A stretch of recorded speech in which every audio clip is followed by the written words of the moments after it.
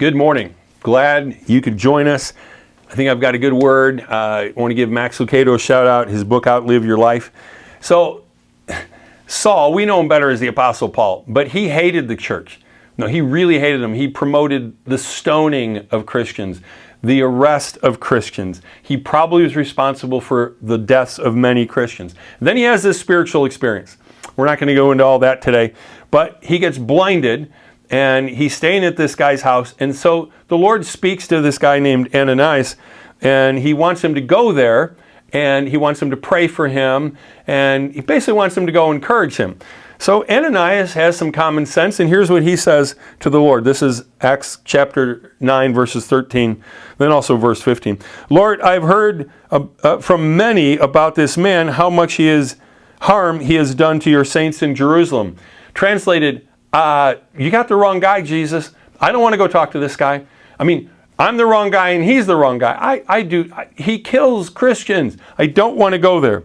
But the Lord said to him, go, for he is a chosen vessel of mine. And so Ananias probably puts armor on or something like that. He's like, I'll go visit him, but I'm going to be a little leery of this guy. I would be, you would be. But you know what? God's chosen vessels don't always look like God's chosen vessels.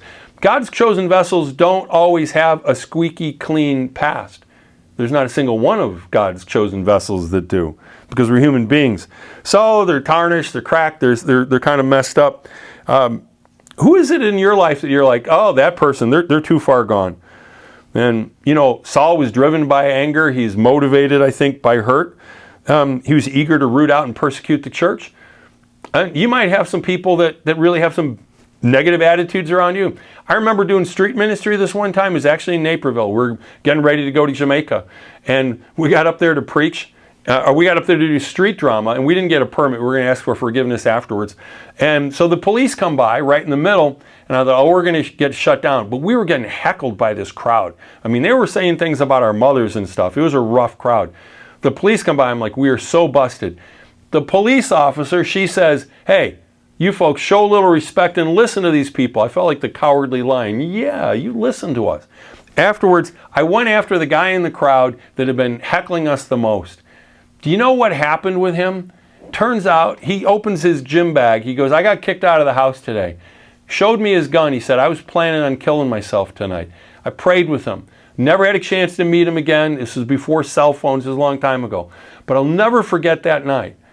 That's kind of like it was for Ananias, because he would have been the person you would have said in that crowd, he's too far gone, too hard, too addicted, whatever it is, too old, too cold. We come up with all the reasons. You know, sometimes we decide for other people. Sometimes I challenge people, why don't you invite them to church? Oh, they wouldn't come. Oh, so you just decided for them. Well, when you decide not to invite them, then they have no choice whether to come or not. You get what I'm saying there. So sometimes you just got to resist these temptations to look at people that way. Jesus, nobody believed in people more than him. Peter fails him. He's like, I'm going to make you a fisher of men. I'm going to make you my leader in my church.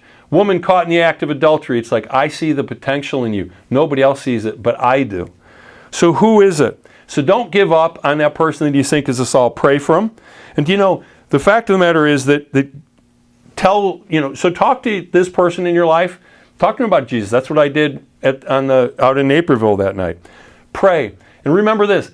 God's already gone there before you. Jesus has already gone there before you. And just like Ananias, by the time you reach your Saul, you might find out Jesus has already been there. Because when Ananias ran into Saul, he was already becoming Paul.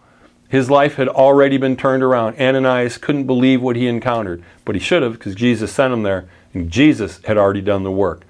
Let's be open to sharing the love of God with people around us, wherever it might be. God bless you. Have a great day.